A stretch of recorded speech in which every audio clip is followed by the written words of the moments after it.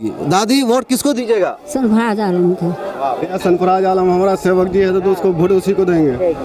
सरफराज काम हम कराया है कुछ वो? हाँ जी, क्या है काम क्या है? मुल्क का प्रधानमंत्री कौन बनना चाहिए, राहुल गांधी के नरेंद्र मोदी? राहुल गांधी। सुन लो मेरी बात बात बातों में बड़ी बात, वोट की ताकत जान के कर लो देश का विकास। संविधान को पता चुनकर काबिल नेता अब दोस्त को ये बता, सारे जहां से अच्छा हिंदुस्तान हमारा, सारे जहां से अच्छा हिंदुस्तान हमारा, सारे जहां से अच्छा। मिलत टाइम्स इस वक्त सीमांचल के दौरे पर है। सियासी हालात का हम जायज़ा ले रहे हैं। सीमांचल का एक मशहूर लोकसभा हलका अररिया है, जहां से कभी तस्लीमुद्दीन साहब एमपी हुआ करते थे। यहाँ के कदावर रहनुमा थे और वो सिर्फ अररिया नहीं बल्कि अररिया, पूर्णिया, किशनगंज, कटिहार, इस पूरे सीमांचल के बेबाक लीडर थे। सीमांचल गांधी के नाम से जाने जाते थे। अररिया से उनका ताल्लुक़ ये था कि इसी गांव यानी इसी ज़िला के वो रहने वाले थे, यहीं उनकी पैदाइश हुई थी और आखिरी मरतबा 2014 में यहीं से वो एमपी बने। अब 2019 में अररिया का एमपी कौन होगा?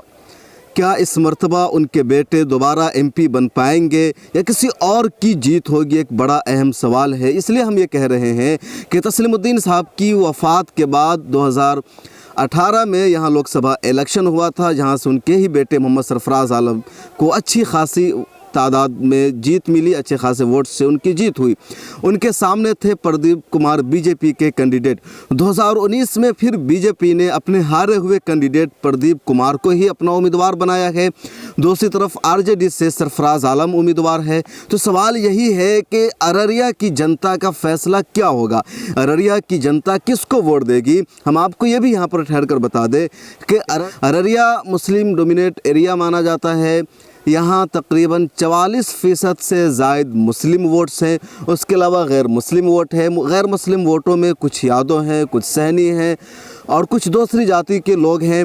लेकिन मुकाबला यहाँ सख्त होता है। जब बाई इलेक्शन हुआ था तो सरफराज आलम और प्रदीप कुमार के दरमियान जो मुकाबला था कुछ सख्त था और तकरीबन 50-60 हज़ार वोटों से सरफराज आलम की जीत हुई थी।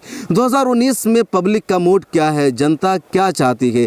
सरफराज आलम ने 1 साल के दौरान कैसा कामकाज किया है? उनके कामों से यहाँ की आवाम खुश है? वो अपने बाप अलहाज तस्लीमुद्दीन के मिशन पर काम कर रहे हैं। पब्लिक जिस तरह उनसे खुश थी इनसे भी खुश है। एक मरतबा इनको जिता करके दोबारा यहाँ की आवाम उनको जिताएगी। यही सब मुद्दा है, यही सब सवाल है और आज हम जानेंगे पब्लिक से, यहाँ की आवाम से कि 2019 में वो अपना लीडर, अपना एमपी किसको बनाना चाहती है, किस पर उनका भरोसा होगा। लड़ाई यहाँ सिर्फ दो रुखी है, यानी सरफराज आलम वर्सेस प्रदीप कुमार, या कह लीजिए कि यूपीए वर्सेस एनडीए है या आरजेडी वर्सेस बीजेपी है, यानी दो रुखी लड़ाई है। किसके हाथ में फैसला आएगा, किसकी जीत होगी, 23 मई को नतीजा आएगा। तो ये हम जानते हैं यहाँ के लोगों से। यहाँ के मर्द है, औरत है, ये वो लोग हैं जो ज़मीन से जुड़े हुए हैं, घर पे रहते हैं, काम करते हैं और ये ज़्यादा पॉलिटिक्स में नहीं रहते। बस इन्हें ये देखना होता है कि क्या चीज़ हमारी ज़रूरत पूरी हुई, जो उनकी बुनियादी ज़रूरत है वो हुई नहीं हुई, पूरी नहीं हुई और किन से खुश है। तो यही हम इनसे जानते हैं। किसको वोट दीजिएगा? सरफराज को। सरफराज को? हाँ। सरफराज काम हम क्या है कुछ करता है कम की? किसको वोट दीजिएगा चाची? सरफराज को। सरफराज को। भाई आपके कई कैंडिडेट हो यहाँ पर होंगे, तो किसको वोट दीजिएगा? भैया सरफराज आलम हमारा सेवक जी है तो उसको वोट उसी को देंगे। सरफराज ने काम हम किया है, यहाँ बहुत कम किया है, वो समाज का है, कम किया है वो।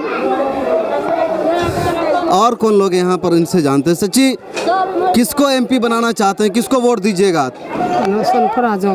सरफराज आलम को, तस्लीमुद्दीन का जो बेटा है।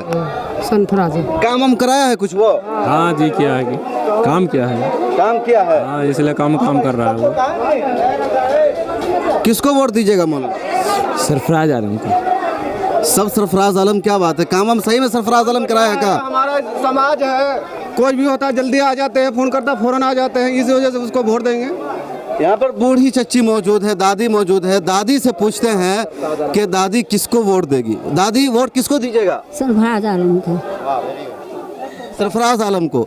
अब मुल्क का प्रधानमंत्री कौन बनना चाहिए, राहुल गांधी के नरेंद्र मोदी? राहुल गांधी। वोटर कार्ड बना हुआ है, अभी वोट नहीं दियो कभी। आपका वोट किसको जाएगा? मेरा वोट तो महागठबंधन को जाएगा। मैं पार्टी को देख रहा हूँ, आरजेडी को। आरजेडी की नहीं, महागठबंधन को, चाहे कांग्रेस हो या आरजेडी हो या एनसीपी हो, जो भी हो।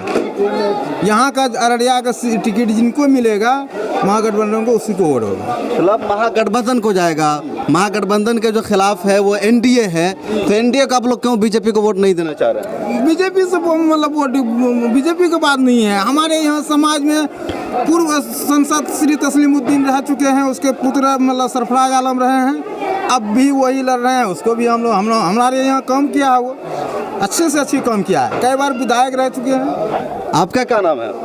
अब्दुल वाहिद मेरा नाम है। तो आपकी नज़र में अररिया के विकास के लिए, यहाँ की तरक्की के लिए कौन से सांसद बेहतर होंगे? दो कैंडिडेट सामने, आरजेडी से सरफराज आलम है और बीजेपी से है प्रदीप कुमार। आपके सामने दो एमपी हैं, एक सरफराज आलम है आरजेडी से और दूसरे बीजेपी से है प्रदीप कुमार। तो किसको आप अपना वोट दीजिएगा? भाई हम तो यही चाहते हैं कि समाज को ही पहले देखना चाहिए। समाज के नज़दीक तो सरफराज आलम ही है, जो तस्लीमुद्दीन का लड़का है। हम यही चाहते हैं कि हर आदमी उन्हीं को वोट दे और ज़्यादा बेहतर रहेगा।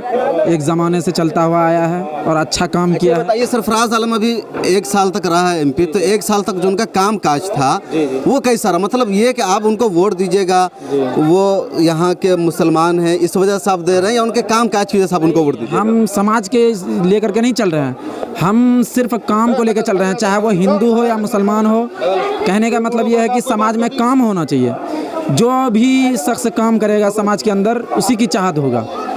और अच्छा, अब दादा मौजूद हैं। दादा, आपने तो बहुत वोट गिराया होगा, अब तक कितनी मरतबा आपने वोट गिराया? बहुत गिराया, याद नहीं है उतना। याद नहीं है? नहीं, कितना मरतबा गिराया साहब। तो कितनी मरतबा जिसको आप वोट दिए वो जीत गया? जीत गया, जिसको दिए तो वो जीत गया। तो इस मरतबा किसको जिताना है? इस मरतबा तो देखना है कि अपने समाज में सरफराज को देखना है। सरफराज को देखना है, समाज में अपना है आप समाज के दौर से समाज, या चाहे हिंदू रहे या मुसलमान, समाज में जो उसको देखना, अच्छे काम किया है उसको काम देखते हैं, वही चाहते हम लोग। तो दादा का कहना है कि सरफराज आलम हिंदू मुसलमान सबके लिए करते हैं, वो बीजेपी के कैंडिडेट की तरह हिंदू मुस्लिम नहीं करते हैं, सबको लेकर के चलते हैं। और भी लोग हैं। कौन होगा अररिया का अगला एमपी? वही जिसको बनाए थे पहले, उसी को फिर बनाएंगे। क्या नाम है आपका? मुबीन आलम। तो सरफराज आलम में ऐसा क्या है कि आप प्रदीप कुमार की जगह सरफराज आलम को चुन रहे? बीजेपी वाला इतना हंगामा करता है। आज सुनते हैं मुजफ्फरनगर में दंगा हो गया, कल सुनते हैं वहाँ ट्रेन में रेप हो गया, ये हो गया। कौन है? तो योगी का पार्टी है, योगी का मंत्री है। इतना मनमाना नहीं चलेगा यहाँ। हम लोग उसी को दिए हैं, उसी को देंगे। अच्छा, ये बताइए कि अररिया के विकास के लिए, यहाँ की तरक्की के लिए, मतलब अब तक कई सारे एमपी हुए, तो कौन लोग बेहतर हुए अब तक? बेहतर तो पहले वो थे बिहार सरकार से मोहिदुर रहमान। उन्होंने ही लाइट लाया, पीएचडी को भी लाया, कुछ आदमी को नौकरी भी दिया। उसके बाद तस्लीमुद्दीन इस इलाके के, मतलब सिर्फ अररिया नहीं, पूर्णिया, किशनगंज, सबको बड़े लीडर थे, कई जगह से एमपी रहे। तो इस क्षेत्र की तरक्की में, उनके इसके विकास में तस्लीमुद्दीन का कैसा किरदार रहा? बढ़िया ही रहा। और कहीं भी उसको बहुत सारा का केस मुकदमा भी पड़ गया, वो बेचारा खुल के काम नहीं कर सका। लेकिन उसी के नक्शे कदम पे उसका जो पुत्र है सरफराज, वो जा रहा है अभी तक। अच्छा, ये बताइए भाई, और कोई है कि अररिया की जो लड़ाई होगी अभी, तो दो रुखी होगी सरफराज आलम में और प्रदीप कुमार में, या और भी कोई कैंडिडेट है जो टक्कर में होगा? नहीं होगा, जो भी वही बीजेपी लालटेन, यही दो, सरफराज और प्रदीप में ही मतलब फूल और लालटेन में, कमल और लालटेन में टक्कर होगा। दादा, आपकी क्या राय है? आप बूढ़े हैं, तजर्बाकार हैं, तो इस मर्तबा आपका एमपी कौन बनेगा? सरफराज आलम। सरफराज आलम? हाँ, सरफराज आलम बनेगा। दादा, सरफराज आलम को ही हम लोग देंगे। ये मौलाना है, क्या नाम है आपका? मुफ्ती आफ्ताब अजमत। तो आप मुफ्ती साहब हैं, तो अररिया की सियासी, समाजी, तालीमी तरक्की के लिए कौन एमपी बेहतर होगा? दो नाम इस वक्त है जो चर्चे में है, प्रदीप कुमार का है बीजेपी से और सरफराज आलम है आरजेडी से, तो कौन बेहतर है यहाँ के लिए?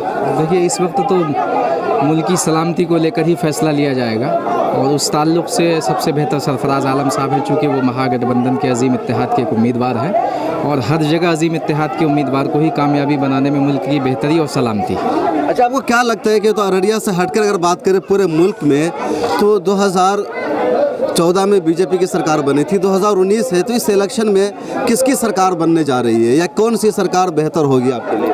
देखिए, इस इलेक्शन में सरकार उसी की बनेगी जो मुल्क के तई अपने अंदर हमदर्दी का जज्बा रखती है और वो चीज़ सिर्फ़ और सिर्फ कांग्रेस और अजीम इत्तेहाद के अंदर है। चूँकि 2014 में मुल्क की आवाम ने बीजेपी को कामयाब किया था, लेकिन बीजेपी ने पूरे मुल्क में नफ़रत फैलाने के अलावा, जहर अफशानी के अलावा कोई और काम नहीं किया है। कोई भी तरक्याती एजेंडा ऐसा नहीं है जिस पर बीजेपी वालों ने काम किया है, सिर्फ़ और सिर्फ हिंदू मुस्लिम और देश को बंटवारे करने का काम किया है। इसलिए इस मरतबा मुल्क की आवाम ने यह फ़ैसला किया है कि वो कांग्रेस अजीम इत्तेहाद को कामयाब बनाएगी। अगर चचा से जानते हैं कि चचा, कहा यह जाता है दुनिया भर में कि जो सीमांचल है, अररिया है, बहुत पिछड़ा हुआ है, तो अररिया की प्रॉब्लम्स क्या है? क्या क्या यहाँ के मसले हैं? या तालीम की कमी है, पुल पुलिया की कमी है, कि वो बाढ़ आ जाता है तो हरजाना नहीं मिलता? क्या है अररिया की प्रॉब्लम्स क्या है ज़्यादा? सब चीज़ विकास में मिलता है। विकास जब करने जाता है, यहाँ का जो रहनुमा है उसको वहाँ से होने नहीं देता है। अलग पार्टी जो सरकार बना हुआ है अलग से, होने नहीं देता है। यहाँ के जो असल एमपी है, विधायक है, वो होने देता है, वहाँ से ऊपर से होने नहीं देता है। अच्छा, हम ये कहना चाहेगा कि जो विकास यहाँ का जो एमपी एमएलए कराना चाहता है, लेकिन जो हुकूमत होती है वो करती नहीं है, चूँकि एमपी किसी और पार्टी का होता है, हुकूमत किसी और पार्टी की होती। लेकिन यहाँ की जो समस्या है जी, वो असल समस्या क्या है? मतलब बड़ी समस्या में अररिया की हम माने तो समस्या अच्छा रहनुमा जो रहता है उसको देता ही नहीं करने के लिए। अच्छा दिए ये भी है जो है हम लोगों का है। चाचा, अररिया की समस्या क्या है? हम नहीं बतला सकते। नहीं बतला सकते हैं। वोट किसको दीजिएगा? वोट का भी कोई ये नहीं है। अच्छा, अभी पता नहीं, किसी को भी दे सकते हैं ना जब अनाउंसमेंट होगा। आज से 6 रोज पहले हम लोग सहारनपुर में थे, बीजेपी का आदमी थाने के अंदर बंद कर दिया 8 आदमी को। हम लोग कहने लगा कि तुम लोग आतंकबाजी हो, तो वहाँ छुटने का कोई गुजारा ही नहीं चलता था। अब क्या करते हैं? हम लोग गैस का काम कर रहे थे सहारनपुर में, तब कांग्रेस का पार्टी आके छुड़ाया, हम लोग को घर भेजा है, कल घर आए हैं। तो बीजेपी वाले ने क्यों आपको जेल में बंद कर दिया? आतंकबाजी हो, सीधे आके आप बंद कर दिया? सीधे आकर के बंद कर दिया। पिटाई भी क्यों लोग? नहीं, पिटाई नहीं किया, बंद कर दिया थाने के अंदर में। तो पुलिस ने पूछा नहीं, सीधे बंद कर लिया? बंद कर दिया, तब कांग्रेस का पार्टी छुड़ाया हमको। तो अभी आप अररिया में है, सहारनपुर से सरफराज आलम को वोट देने आए हैं और अपने काम से आए? नहीं, वहाँ से भेजा गया कि तुम लोग घर जाओ, थाने से बाहर वो घर जाओ। अच्छा, अभी थाने से बाहर होगे तो घर जाकर थोड़ा सा रेस्ट करो। तो हम लोग घर आए कल, तो फिर वहीं जाइएगा काम करना, या अभी डर खौफ लगा हुआ है कि वहाँ नहीं जाना? वो नहीं जाना है, अभी रहेंगे घर में, इलेक्शन के बाद ही जाएंगे। देखिए, खौफ और डर का इतना माहौल है, इतना बेगुनाहों को सताया जा रहा है कि बेचारे हैं। क्या नाम है आपका? अकबर नाम है। सहारनपुर में बीजेपी के लोगों ने इनको गिरफ्तार करके जेल में डाल दिया, कहा कि तुम लोग आतंकवादी, और पुलिस ने इनको बंद भी कर लिया। कांग्रेसी वर्कर ने आकर के उनको छुड़ाया, बेचारे घर भी नहीं मानता था वो, आधार कार्ड को भी नहीं मानता था वो। इससे पहले एक वाक़या पेश आया था कि लखनऊ में 2 कश्मीरी को बजरंग दल के लोगों ने मारा, पीटा और कहा तुम लोग यहाँ क्यों बेच रहे हो। तो मामला तो सिर्फ कश्मीरियों के साथ था कि कश्मीरी को मारा गया, लेकिन अब ये बिहार के हैं, सीमांचल के हैं, जहाँ नीतीश कुमार की सरकार है, जो सुशासन बाबू कहते हैं, उनके स्टेट के लोगों के साथ ही। और मतलब क्या प्रूफ था आपका? हमारा आधार कार्ड है ना, अभी भी जेब में आधार कार्ड है, देखिए ये आधार कार्ड को नहीं माना हुआ, ये इनका आधार कार्ड है। तो आप तो बहुत डर और खौफ में है मतलब। हाँ। आपके साथ और कितने लोग थे जिनको जेल में डाला? हम लोग 8 आदमी थे। 8 आदमी कहाँ हैं अभी? 8 आदमी आ गया, सब आदमी यहीं से थे? हाँ, 11 से। तो ये 8 लोग थे यहाँ के जिनको जेल में डाल दिया गया और खौफ और डर में है। मिलत टाइम्स की वीडियोस देखने के लिए यहाँ क्लिक करके सब्सक्राइब करें और हाँ, बेल आइकन जरूर दबाएं। अगर फेसबुक पर देख रहे हैं तो पेज लाइक करें। ताज़ा तरीन खबरों और मज़ामीन के लिए विजिट करें हमारी वेबसाइट www.millettimes.com। हमारी ये वेबसाइट उर्दू, हिंदी, इंग्लिश तीनों लैंग्वेज में मौजूद है।